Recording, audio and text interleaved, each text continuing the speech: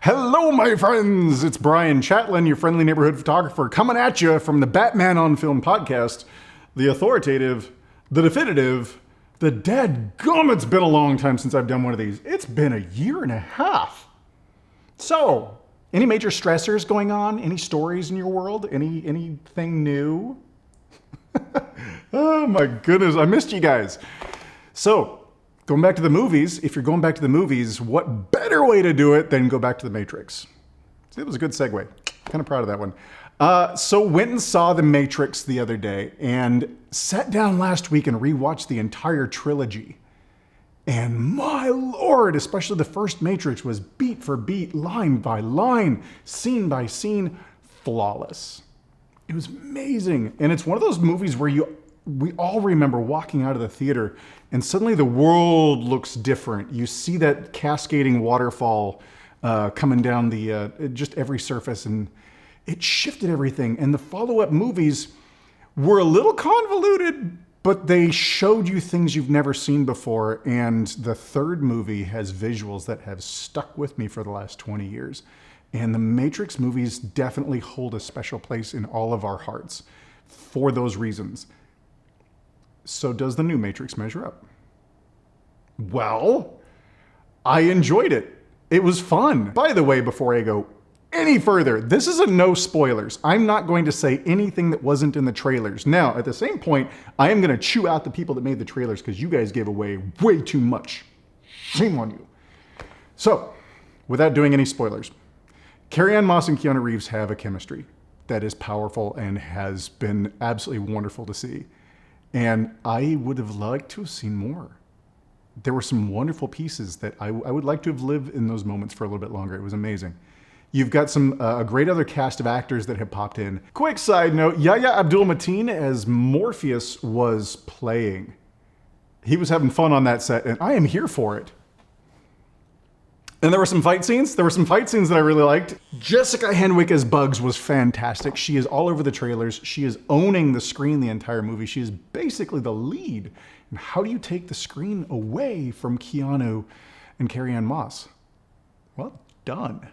Well done. And the world has shifted. The world is new. There are some problems with it. Do I like the movie? Yes. Am I glad I went to go see it? Yes. Do I think you should go see it? Yeah, absolutely. You can stop watching now. If you're curious, if you go and watch the movie and you've got some more questions, come back here. I probably got the same questions for you. There are some problems. How do you restart a series or continue a series where the lead actors died? Like died. That's a problem.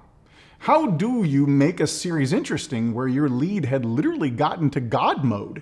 And we are talking Konami code God mode. We are talking IDDQD, IDKFA, IDS, PIS, POPD, God mode. And the problem with God mode is if you can solve any conflict instantly by rewriting the universe, there's no story, there's no conflict.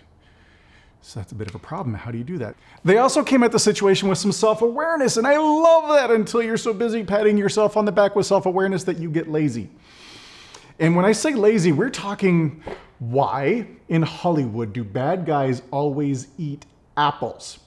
Why is it, and I'm not giving anything away, but why is it in movies, whenever you see somebody eating an apple, they're the bad guy? That is Hollywood's way of deciding that this is what bad guys do. They eat apples. I eat apples every day, and I'm not the villain of my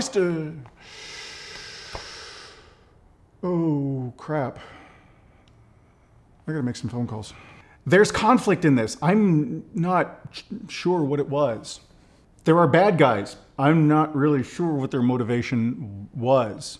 There were good guys that I'm not really sure what they were fighting for. Really great fight scenes.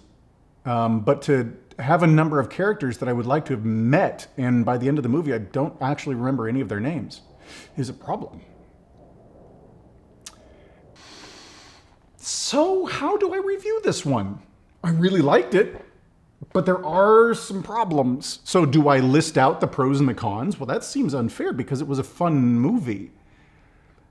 I loved the chemistry between Carrie-Anne Moss and Keanu Reeves. Those two are absolutely amazing on screen. I would love to see them do other projects besides The Matrix. I would love to see them live in some scenes together longer. It would be amazing. I love the new Morpheus.